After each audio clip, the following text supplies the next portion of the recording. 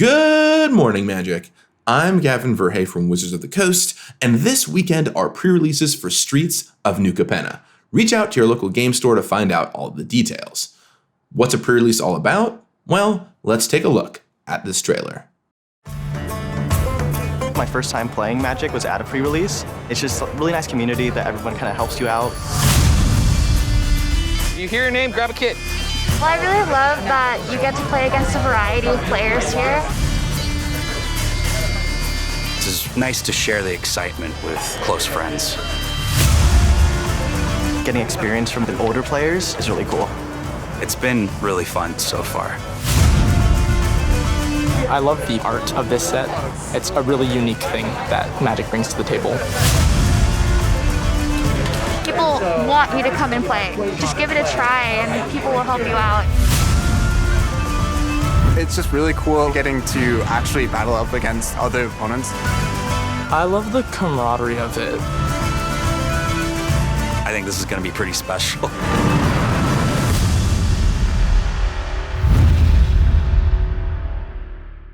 Cool, but what's in a pre-release pack, and how should you build a pre-release deck? Well, fortunately I've tapped Gavin Verhey to tell you all about it.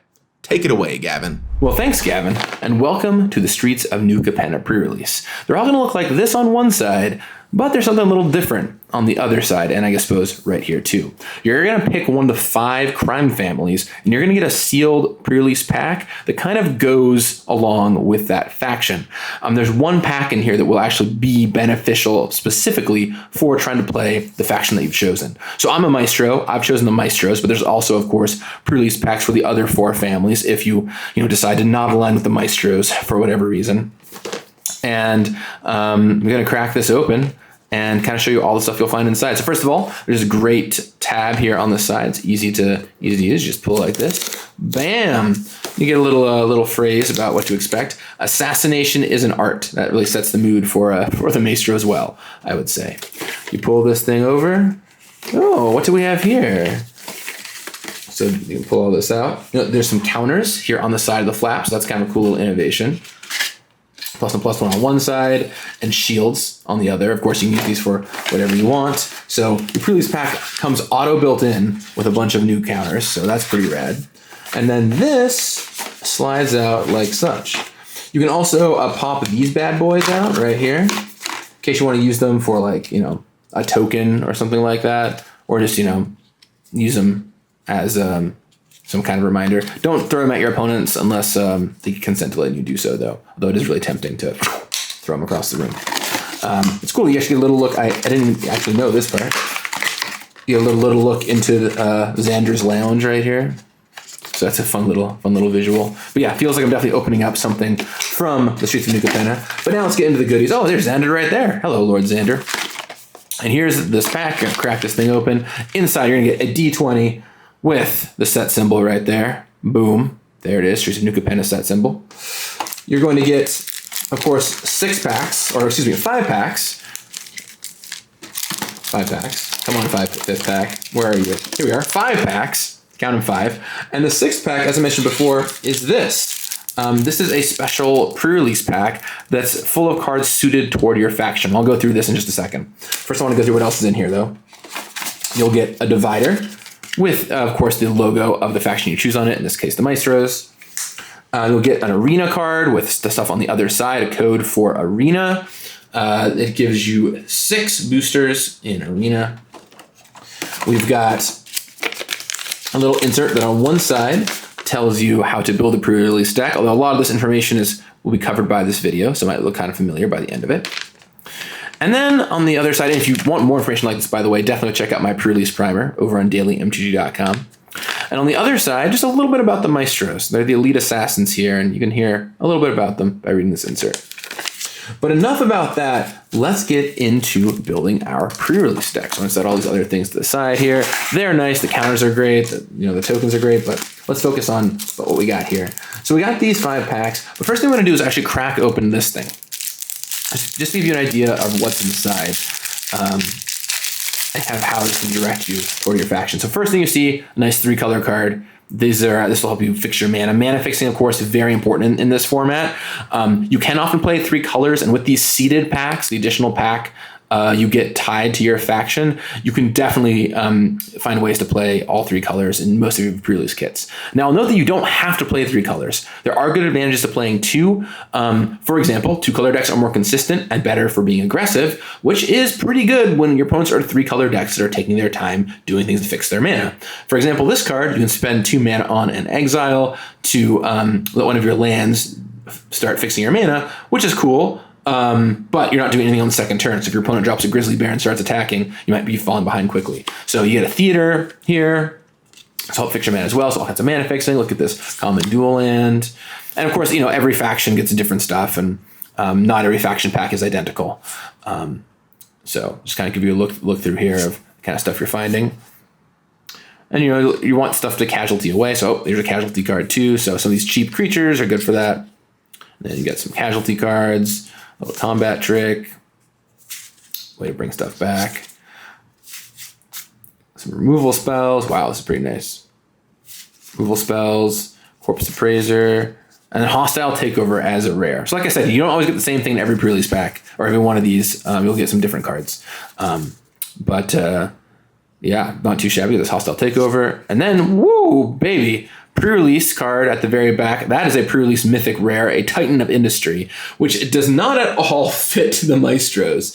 So just for this little video, I'm going to be just building a Maestros deck, because I think what a lot of people are going to do is just pick a pre-release pack and then try and build their faction. But certainly you don't have to play your faction. This is a good reminder of that. If I wanted to try and just go build an entirely different combination, or play the Brokers or something and get that green in there, I could do that. And of course, at the back, you get a token, Treasure on one side, Ogre Warrior on the other. Notably, this is what you want if you're a Maestro player. Ogre Warrior for cards like Join the Maestros. I think this and maybe one other card make 4/3 Ogre tokens in the set. So you get these to start off with. So off to a strong start. Next thing I do is I just crack open all my packs. And I talked about this in my last video too. I mean, this is just old habit probably. But I just open them all up at the same time. Why do I do this? Why do I deprive myself of when I'm looking through all the cards as I crack them open?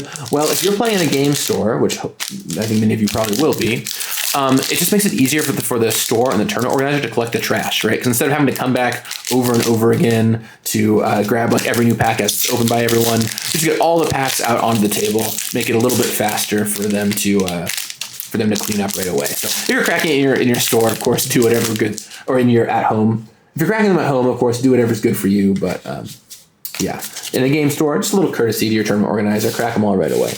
All right, so let's see what we got. I already looked through these cards. These are the seed pack cards. I'm just gonna start taking a looky-loo here, see if there's any cards that jump out at me. Ooh, the wiretapping is one of rares. I can't help but look at the rares first. I know some players will tell you not to do that. Ryan Spain says never look at your rares right away. But I can't resist. It's too much fun to know what your sweet rares are going to be. Riveteer's Ascendancy. Well, that doesn't go in our Maestro's deck at all. At least this thing does. At least the wiretapping is a card we could consider playing.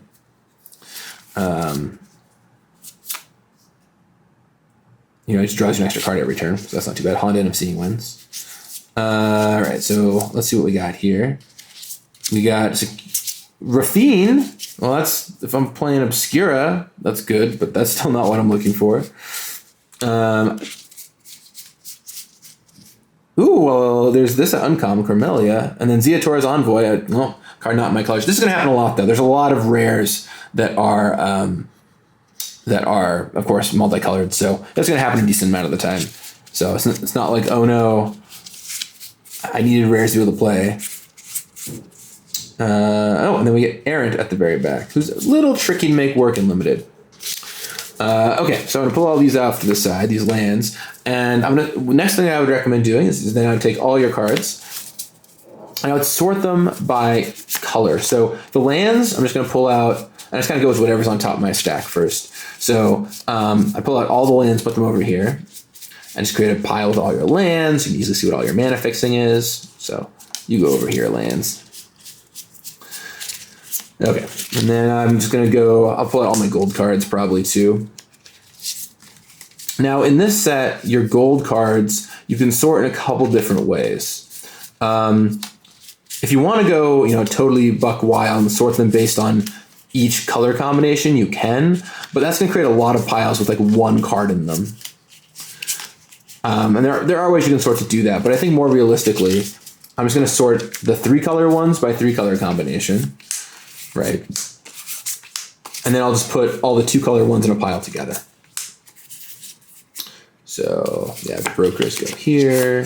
This goes here. Man, we have some good stuff if you want to try and play the Riveteers. Notably, one thing I will point out is that you can, of course, splash. Right? If I wanted to try and splash these 2 Riveteers rares, all I have to do is add green, which with my lands might not be too much of an issue. For this video, I'm just going to try building a Maestro's deck, but you can check out all versions of your card pool. You should always try and make the best build you can. And sometimes it'll be 5 colors or more. All right, so I separated these gold cards out a little bit. So I'm going to put all these up here so I can see what's going on. And then the next thing I do is I just take all your colors and separate the rest of the pile by color. So I'm going to grab all of my black cards, put them in a pile. And then I'll just go through do that same exact process for every color. Now, this is, like I said, if you just are locked into playing the crime family that you've chosen, this becomes a little less crucial here because you just need to pull out, for example, all your black, red, and blue cards here. And you can set the others aside. But it's still worth doing just to see what you might have. Maybe you want to splash a 4th color somehow. Maybe you notice that, you're set on playing the Maestros, but you have almost no red cards you want to play. And those are all things to consider here.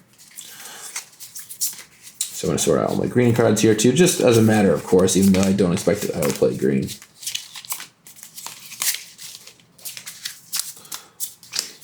And then all the blue cards. Hopefully there's some good ones. See, there's this foil rare here. I missed that before. It's Undercover Operative, which clones something, comes with a shield counter. That's really nice. Shield counters are pretty strong, actually.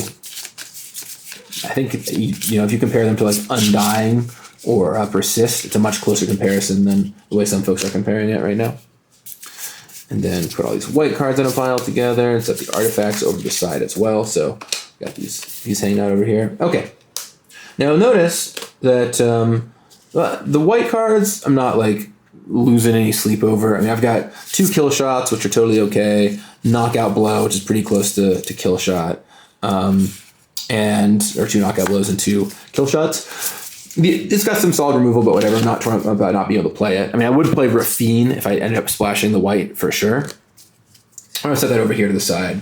I just wanted to make sure I'm not missing out on anything super crucial. In green, I've got a lot more depth. And I know that I've got this Titan of Industry. Although, looking through it now, there's a lot of cards in here that are pretty medium, right? Like you've got 2 copies of Broken Wings, which is not exactly winning any awards. It's just basically a plummet variant that can hit artifacts. Some weakish combat tricks. So I'm going to set these aside. I'm really just going to focus on building this Maestro's deck. I just wanted to make sure I wasn't going nuts. At this point, I can remove like this, which is a green, white, blue card from the mix. I'm not going to be playing green or white. So green and white can go away. And I doubt I'm going to be splashing for any of these. So I'll keep the body dropper out in case I want to play it, but set this over to the side.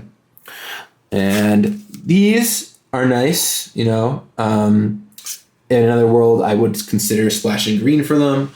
I'll leave them out just in case I want to look back at splashing a couple green cards, but I'm pretty unlikely to do that. I think I'm going to stick with mostly what I got here. So the next thing I'm going to do is I'm going to look through these cards and try to figure out which ones I'm likely to actually want to play and set aside any that I'm maybe not as excited about and focus on the ones that I really think will make my final deck. So Body Dropper is a totally fine card. You have to be really base black red though, and have sacrifice stuff going on. This is a 3-color legend. It's totally solid. It helps you cast your spells and gets you a spell back when it dies, which is pretty nice. This is a really nice card. It's 3 mana and essentially lets you draw a card as soon as there's a creature in the graveyard, so that's pretty great. This is a board sweeper that will shrink one of their things to make sure one of yours stays alive, so that's an awesome card to have. Your couple mana fixtures here, really solid. This Errant is really only good if you're doing a lot of splattering. Or excuse me, it's not called Splatter, it's called Casualty. That playtest name will stick with me forever. If you're going to do a lot of casualtying, you can play Errant, but it's unlikely to make the cut, I'd say. 4 mana, draw 2 cards. It basically, the last ability is not really relevant here. It's 4 mana, draw 2 cards. I usually don't play this, but I can sometimes. This card's great, though. I'm likely to play this Echo Inspector as a 4 mana 2/3 flyer that can be a 3/4 flyer if you connive away non-land. This is a 2 mana 3/3 that is pretty unlikely to be able to attack in this deck, so only if I really need a ground defender. This card's solid. It's just a single blue mana to make something a 1/1. It's like a weakish removal spell. Fairy Vandal's a card that constantly impresses me. If you can make it a 2/3, even pretty quickly, it becomes a solid threat, and it can grow more over the course of the game, for sure. Keep in mind that Connive, by the way, triggers Fairy Vandal very easily, so it's easier to do here than normal. This card is just okay. If you connive away something, it's a 1/4, so nothing to write home about. Wouldn't be surprised if that didn't make the cut. This is another just okay card. It's Frost Breath, kind of, if you sacrifice a thing. I don't know if I'm going to be playing this Rooftop Nuisance. Yeah, this is an aura, and it's not bad for an aura, but auras tend to put they always put you down a card, basically. This does let you connive the turn that you play it, because you get the creature through, and then you get to connive, but I'm not really huge on it. This is a card I'm definitely going to play, even ignoring the entire Hideaway ability, which can maybe do something, but even ignoring it, it's just 5 mana and draws you an extra card every turn. So Haunted of Seeing Winds from Kamigawa was 5 mana, draw an extra card every turn. This card's solid, definitely interested. Happy to play this clone. It's just a clone that gives you a shield counter on it. So if you control that creature, so that's pretty sweet. This Croc is not great. It's a 6 mana 4/6 that you can make unblockable if you want. So I'm not huge on playing cards like this. They're so derpy. So hopefully I don't have to play either of the Sewer Crocodiles. This card's okay. It's hard to control exactly when it's going to die. And it's a 1 mana card that is, you're unlikely to play on turn 1 in your 3-color deck. So I'm not super huge on it, but it's okay. It can draw you some cards at the right time. This card's fine. You can blitz it away to make something not block, or just, attack with it. It's good at getting through if you're an aggressive black-red maybe based Maestro deck, but if you're playing through all 3 colors evenly, you're a little slower. It's not quite as strong. This card's totally fine. It's pretty boring. It'll deal some damage to your opponent with its ability. Probably take 2 or 3 points of damage in a Maestro deck, and otherwise it's 3/2 for 3. This card's solid, right? ETB, get another 1/1 3 mana 2 that comes with a 1/1 is solid, especially with casualty around. You can sacrifice stuff to kick it up. Speaking of which, light him up, fantastic card. 2 mana deal 2 that you can copy is excellent. This card is pretty solid. You can both mess up their blockers pretty heavily and also force their creatures to run into yours. 1 mana combat tricks, they never blow your mind, but they can get a lot of value for 1 mana. This one will usually let your creature live combat and kill theirs off, so that's nice. This card is very okay. It's such a clunky removal spell, 5 mana deal 5. I play this in my slower Maestros decks. This card is a little dangerous because you play it for 2 mana. And you need to have the mana to cast the cards this turn. They don't stick around until your next turn. So you got to really wait to play this to turn 6 if you got 6 lands or something. So it's a little on the weaker side. You can play a land off of it, but it's only okay. This is a card I'd only really want if I'm an aggressive Maestros deck. Right? It's a bit 1 mana 2/1 essentially, but you got to be aggressive for it. Combat trick gets your thing back. It's okay. 2 mana 3/2 comes in tapped. Once again, if you're aggressive, this is nice. 3 mana 3/1. This is really good if you discard it or connive it away, or because you get to use its ability. You can also trade with it, of course, and use it to get a card back later. It's pretty okay. Another Fake Your Own Death. This is just a fine removal spell. 4 mana, -3/3. Not breaking any records, but a card you'll play. Ravenous Rats. It's always a fine card, and even better because you can Ravenous stuff away here, or not Ravenous, Casualty stuff away here. So I can totally see playing these. This is an okay card too. 2 mana, it'll kill the worst of 2 target creatures, which is usually still okay, though you never quite get the thing you want. This one you really have to casualty and make good because a 5 mana 4/3 is pretty weak, but it's pretty easy to casualty this and make 2 4/3s. Another Fake Your Own Death. This Extract the Truth, which, man, it's pretty okay. 2 mana, take a creature out of their hand is all right. Demon's Due, pretty medium. Scry 2, draw 2, you lose 2. It's just Read the Bones, instant speed. This is good, though. Kill something off. And another 2/1 aggressive thing. So I've got a couple ideas about what we're going to be doing here. But let's take a cut, and I'll show you what the deck looks like in the end. Here we go. And here you have it, the deck I came up with. It's a red, black with a little bit of blue deck. So really red, black base, splashing blue, which is going to be the case often a lot of times in this format where you're 2 colors base and kind of splash that 3rd color. And I'll walk you why I did that and the kind of deck I ended up with. So first of all, I ended up with a very aggressive deck. My red, black, blue was actually a little on the weaker end, but did have a high concentration of heavily aggressive cards. Notably these Cutthroat Contenders, which is a 1 mana for essentially a 2/1 attacker right away. You've got this 2 mana 3/2 right here. Even if it comes into play tapped. Doesn't matter if you're attacking. Body Dropper as a really nice aggressive 2-drop. And then just a lot of my other cards are just pointing me in that direction, like Sizzling Soloist and Plasma Jockey are both 4 mana cards that make it so other people's things can't block. So there's a lot of ways to push damage through, and just a lot of ways to just keep attacking. And then I play even some light combat tricks like this Daring Escape here. And then, the removal spells that I could basically. And this deck is super hyper straightforward. It's just going to play creatures and attack your opponent. I kind of walked through all the cards you could expect here earlier. I'm just splashing a tiny bit of blue. The blue cards I have for reference are here, and I'll kind of talk about why I chose to play these specific blue cards. The first one I want to talk about is this Glamorous Outlaw. This just helps fix your mana. I have 2 of them. I only ended up playing 1 as kind of my last card. It was pretty close, but it helps fix your mana, and then it does give you a 6-drop you can play later in the game, although this deck will be pretty lower to the ground. This is a 3 mana 3/3. If you can cast it on time, great. But if you can't, it just draws you a card when you play it later in the game, which is quite nice. This lets you rebuy one of your spells. You've got a number of removal spells here that will be great to bring back. Just drawing 2 cards every turn is good in every strategy. If you're aggressive, you're just going to want to be able to overwhelm the board, which Wire Tapping lets you do. And then Hostile Takeover is just a really powerful sweeper that will hopefully leave at least 2 of your creatures alive and kill off most of theirs. That's why I just play these blue cards. And you'll note a lot of them are ones you'll play later in the game. Like this one fixes your mana, so I'm going to exclude that. These other 4, like these 2, you're happy to play later in the game for sure, so you don't need the blue mana right away. This one, you want to wait till a creature dies, so you don't need the blue mana right away. And this one, there's no rush on playing Cormelia, Glamour Thief. For lands, we have just, our 2 Maestros Theaters for mana fixing, and then this Waterfront District to get a bit of blue in there. I think you could probably get away with playing just 1 island in this deck, because your theaters can go get it, and you have this Waterfront District. Now, this deck I would describe as exceedingly okay.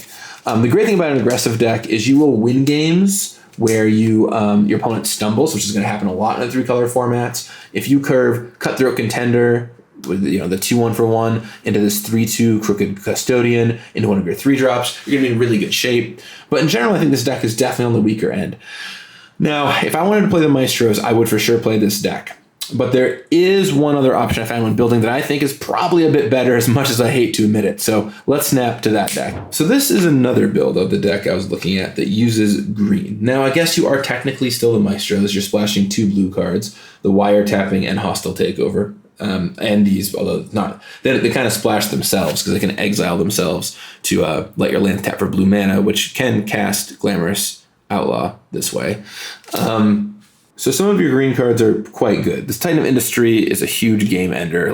It costs triple green, but you can get there by the time you hit 7 mana. And it's just, 7 mana, 7/7 reach trample. Usually you get a 4/4 and put a shield counter on your Titan of Industry, which is huge. Zeator's Envoy, 4 mana, 5/4 trampler. Then when it hits them, you get a ton of value. You either draw a card or cast a free spell. Security Rocks is just a 4 mana 5/4, so no complaints about that. And then at common, you get some solid 2-drops in this Attended Socialite, which is often a 3/2 attacking. You get Jetmir's Fixer, which can pump up. And you get Civic Gardener, which lets you do double duty on your lands for the turn, or just pick up a creature. Now, this deck is the opposite of the previous deck. It's pretty slow, but you've got a bunch of removal spells. And, hopefully you can just kind of play some stuff out and, slowly work toward your end game of like just getting tightened down, or start slamming your Glamorous Outlaws on the battlefield. And you get a lot of mana fixing to play with. Notably, I'm even playing some off-color ones like these Cabaret Courtyards, because they still find a mountain or a forest, which this deck will want access to. I did look at a version that played white as well. You can go the full 5 colors, which lets you play Rafine, which is a big one, and lets you play Obscura Charm. You get Obscura Charm, you get Rafine, you get Ligrella, and then you get as many of these white deal damage to attackers or blockers as you want. You get a bunch of those. Then you get stuff like Inspiring Overseer and backup. Inspiring Overseer is like the big one. I looked into it, but it did not feel like as big of a power buff as not playing the white cards as well, because it starts messing up your mana even further. I also looked at just a Cabaret version, a green-red-white deck, but the curve didn't quite work out. So this is usually, if my curve's not going to be good, I might as well just try and play a slower deck, which, Wiretap and Hostile Takeover play into well, my removal spells play into well, my endgame threats play into well. But a lot of different options with this card pool. It's quite an interesting build. But hopefully you enjoyed this and give you some ideas of how you would want to build your pre-release deck. If you're wondering why the cards are laid out this way, by the way, it's because this way you can see at what turn of the game each of them is going to be played at. So on turn 2, you can do these effects. These are your creatures or things you want to do on the second turn. These are things you'll often want to do later in the game. You can kind of see how it's laid out. So I recommend laying out your decks this way. But hopefully seeing me build this was useful for you. If you have any comments, let me know in the comments down below. I'll talk with you again soon. And in the meantime, may you have fun preparing for the Streets of New Capenna pre-release. You got this. She is saying all will be one. It's kind of hard to hear because it's an interesting sentence in Phyrexian. So this phrase is great for showing off the metallic consonants because it has 3 of them. So starting off, the k sound at the very beginning is a